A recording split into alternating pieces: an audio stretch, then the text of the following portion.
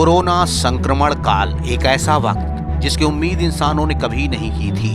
ऐसा वायरस जिसने आम इंसान के साथ साथ देश की सर्वोच्च सत्ता के मन में दहशत भर दी थी। एक ऐसी आपदा जिससे पूरा विश्व डर गया। लेकिन इंसान अगर मरना नहीं चाहता तो जीने के लिए कोशिश जरूर करता है। शुरुआती दौर में जब कोरोना का प्रकोप हल्का था तब देश की नरेंद्र मोदी सरकार ने लॉकडाउन का एक ऐसा फैसला लिया जिसमें लोग घरों से नहीं निकले और कोरोना वायरस व्यापक रूप से नहीं फैल पाया। आज वैज्ञानिक मानते हैं कि कोरोना अब पहले से ज्यादा पावरफुल नहीं रह गया है, लेकिन कोरोना अभी देश से गया नहीं है। सरकार ने जहान और जान की फिक्र की और बाजारों को खोला। लॉकडाउन के चौथे चरण के बाद अनलॉकडाउन का चरण शुरू हुआ। बाजार खुले, लोग घरों से बाहर निकले, दिनचर्या शुरू हुई, लोगों ने कामकाज शुरू कर दिया।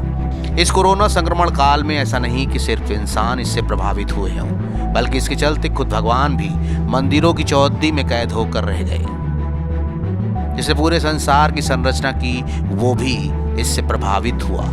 इस कोरोना ने आम इंसानों को ईश्वर के दरबार से दूर कर दिया। मंदिर, मस्जिद, गुरुद्वारे या फिर चर्च, सब जगह ताले लग गए। न प्रार्थना हुई, न पूजा, न अजान। बड़ी विडंबना थी कि जिसके पास लोग अपना दुख दूर करने के लिए पहुंचते थे और जिस ईश्वर पर उन्हें भरोसा था और विश्वास था, उसके दरवाजे तक आने जाने की रोक लग गई। लेकिन ये जरूरी भी था, क्योंकि ऐसे वक्त पर कोरोना वायरस आम इंसान के लिए किसी मौत के जैसा था। फिलहाल बदलते वक्त के साथ अब लोग 8 जून से धार्मिक स्थलों से भगवान के दर्शन कर सकेंगे, पूजा कर सकेंगे, इबादत कर सकेंगे। इसके लिए सरकार ने नियम तय किए हैं और समय सुनिश्चित।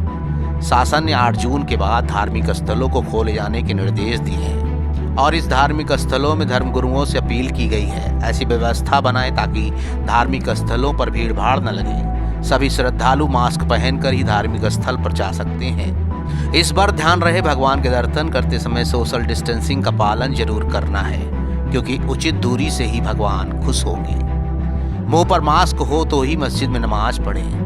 भंडारा एवं प्रसाद के लिए भीड़ इकट्ठी न हो, क्योंकि ऐसे कार्यक्रम सरकार ने प्रतिबंधित कर रखे हैं। हम लोगों ने गुरुद्वारा श्री गुरु सिंह सभा में इंतजाम किया हुआ है कि श्रद्धालु जो भी आएँ, सबसे पहले तो हम पूरे गुरुद्वारे को 7 तारीख तक पूरा सैनिटाइज कराएंगे।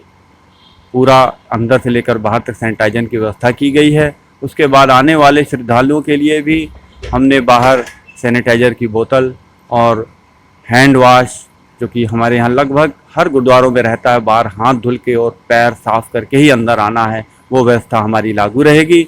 और हाल में भी कीर्तन के दौरान हमारे पूरे व्यवस्थापक ये व्यवस्था देखेंगे कि सोशल डिस्टेंसिंग का पूरा ख्याल रखें। अगर कोई भी तोड़ने की कोशिश करता है तो उनको समझा कर कि आप लोग दूर दूर बैठिए। ये हमारे जीवन के ऊपर ये एक निर्णय जो है वो हो सकता है, इसलिए उसका भी ख्याल रखने की पूरी कोशिश की जाएगी। अभी तय मानिए कि अब लोग मंदिरों में, मस्जिदों में, गुरुद्वारों में या चर्च में तय नियम के आधार पर ही जा सकेंगे, क्योंकि कोरोना के लिए जब तक कोई मुकम्मल दवा नहीं बन जाती तब तक बचाव ही इस बीमारी का एकमात्र उपाय है।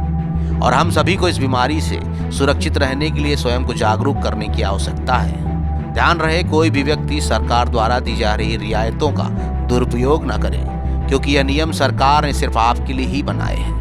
इन नियमों को प्रत्येक व्यक्ति को पालन जरूर करना चाहिए। श्रद्धालु यदि भगवान में विश्वास करते हैं, अपने ईश्वर को मानते हैं, तो यह आपको तय करना होगा कि मंदिर, मस्जिद, गुरुद्वारा, चर्च में जाते समय कोरोना से बचाव के हर वह नियम अपनाएं जो सभी के लिए, जान और जहान के लिए जरूरी है।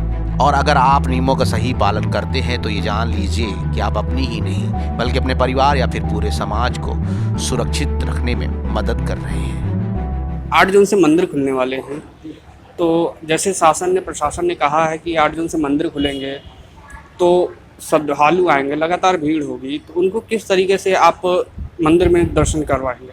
सोशल डिस्टेंसिंग यही है कि उनको बताना पड़ेगा कि भैया ऐसा है कि जो है कुछ दूरी बना के अपना जो है काम करिए। अब बिना दूरी बनाए कहाँ से कोई काम हो पाएगा? दूरी बनाना पड़ेगा, मास्क लगाना पड़ेगा, सैनिटाइज करना पड़ेगा। ये तो सारे आज जो है डेली सैनिटाइज है और सारे जो नियम हैं उनका पालन करते हुए दर्शन हो सकता है, अन्यथा नहीं। इसमें परेशानी बढ़ जाएगी, हमें तो नहीं, सारे व्यक्तियों को परेशानी बढ़ जाएगी ना। अच्छा, मंदिर खुलने की कगार पे है, 8 जून आने वाला है नज़दीक, मंदिर जल्दी ही खुलने वाली है, तो आपको क्या मतलब आपको क्या अच्छा लग रहा है, कैसे?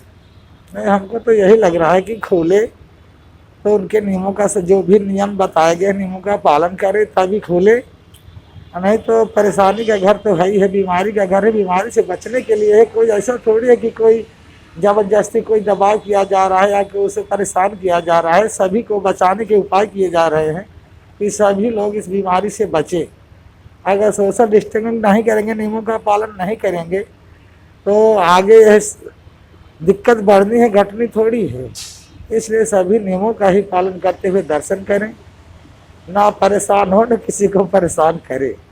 परिक्रमा मार्ग अगर करना चाहते हैं तो उसको कैसे आप करवाएंगे, हम उसको देखना चाहते हैं। तो एक आदमी को आप परिक्रमा मार्ग करने की अनुमति देंगे? हाँ, अनुमति है, लेकिन वो ऐसे है अनुमति की अपना उन नियमों का पालन करते हुए 1-1 फीट की दूरी पर 4-4 फीट की दूरी पर आते हुए जी जी। अपना परिक्रमा करें। परिक्रमा करने के बाद बैठना और पूजा नहीं, केवल दर्शन करने के बाद जो है सभी लोग अपना अपना जी। चले दर्शन करके। ये थे हमारे साथ श्री नैना माता मंदिर के पुजारी जी, जिन्होंने बताया कि अगर 8 जून से लॉकडाउन खुल जाता है तो वो कैसे श्रद्धालुओं को दर्शन करवाएंगे, सोशल डिस्टेंसिंग का ख्याल रखेंगे और मंदिर को पूरी तरीके से सैनिटाइज किया जा रहा है बराबर लगातार। सुल्तानपुर से कैमरामैन अशोक गौतम के साथ विपिन गौतम, Now 44। सच्चाई वही जो हम बताएं।